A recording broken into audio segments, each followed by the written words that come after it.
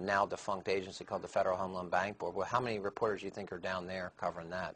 Hardly any. If a member of Congress gets an appropriation for $58,000 in order to put some funding into a house or something, or into something in his community, it's liable to make the front pages. Congressman Jones gets pork, $58,000 for this stupid project, headlines. But when you spend hundreds of billions of dollars, it is more likely that the hundreds of billions will not be covered than the 58,000. How did journalism get this way?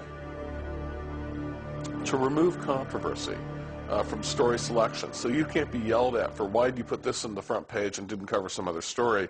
There becomes a tremendous reliance upon official sources as the basis of legitimate journalism. This was a new thing. You know, in 1875, if the governor said something wacky, a newspaper editor would say, I'm not going to cover that, it was stupid. Newspapers, they don't invent stories.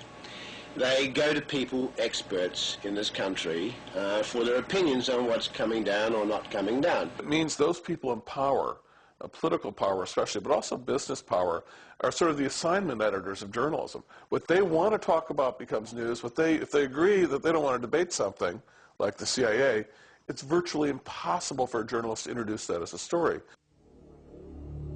If the media had been on the job during the 2000 election, for example, if they had reported what was actually going on and reported it with all due emphasis and repetitiousness, kept on the story day after day. I don't mean the occasional piece on page 10 of the New York Times. I mean appropriate coverage where you follow the scandal. If that had happened, Bush Cheney wouldn't be in the White House today because they weren't elected. They stole the election.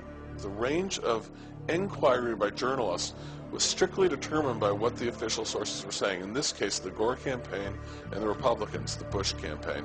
And journalists basically, their credible journalism volleyed between these two positions.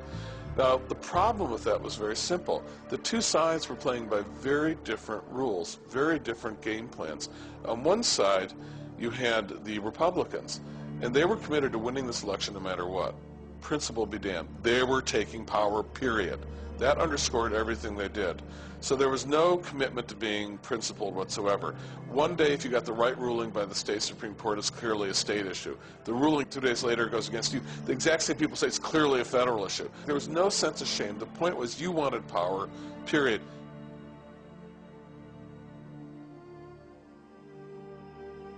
And it was an extraordinary propaganda effort by the right, because you couldn't even find a Republican dog catcher in Idaho who would disagree. Everyone barked out the exact same line every day.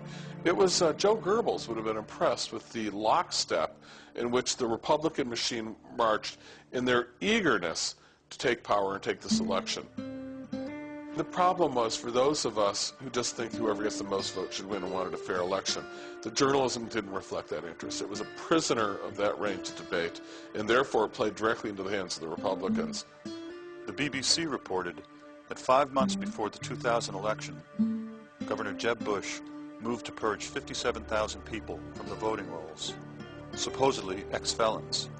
The great story that was broken by Greg Palast from Britain, which has now been confirmed, on for the first time, the use of, by Catherine Harris, of this private company to come up with a list of felons who wouldn't be permitted to vote, which was a dreadfully bogus list of thousands of people who weren't permitted to vote, who should have been.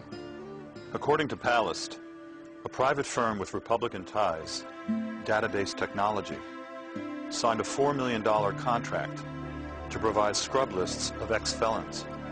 Part of the job was to verify the list, which the firm acknowledged was inaccurate.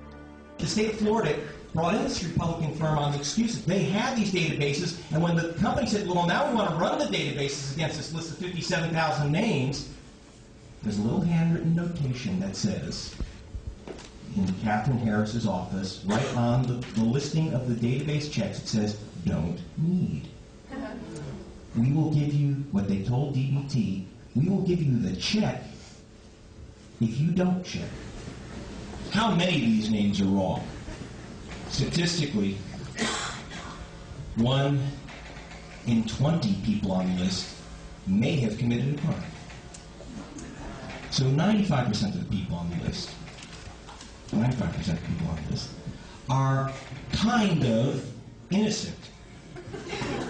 Now, when I say kind of innocent, see, 54% of the people on the list are unequivocally guilty of being black. Now, you do the arithmetic, okay? 95% of a list of 57,700 people, 54% of them black. Katherine Harris certified the election of the President of the United States on the basis of a plurality in Florida of 537 votes. You do the arithmetic and you tell me what happened in that election. Palast, when he first broke it, CBS News called him up. And CBS News said, yeah, we might want to work on this. And Palast said, well, go ahead, follow up on it. You can have it. Nothing happened for a couple of days, so Palast called up the producer at CBS News and said, why aren't you covering this? And the producer said, and I'm paraphrasing, well, we called up Governor Jeb Bush's office, and he said that it wasn't true, didn't check out, so we're not going to go with it.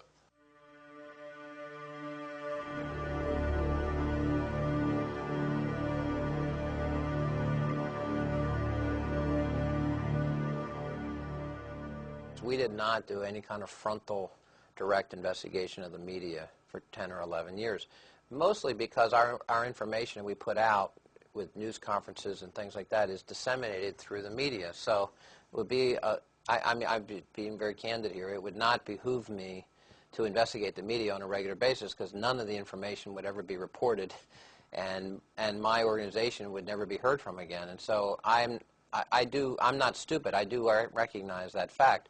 But I have been getting so frustrated, and I decided it was time that we looked at the media. We had half a dozen people working for 6 months, and we investigated, and we found, of course, that the most powerful special interest in Washington today is the media.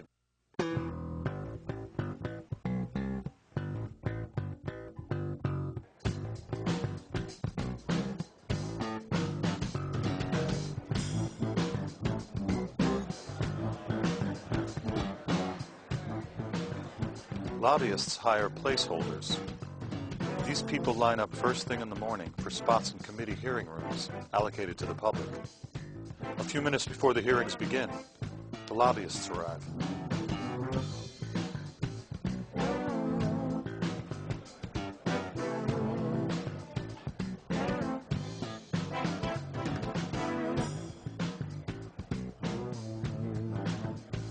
These guys have hundreds of lobbyists. They have nearly 300 lobbyists, paid lobbyists, and they're giving away tens of millions of dollars in campaign contributions, and they control whether or not a politician ever gets on the air all over America.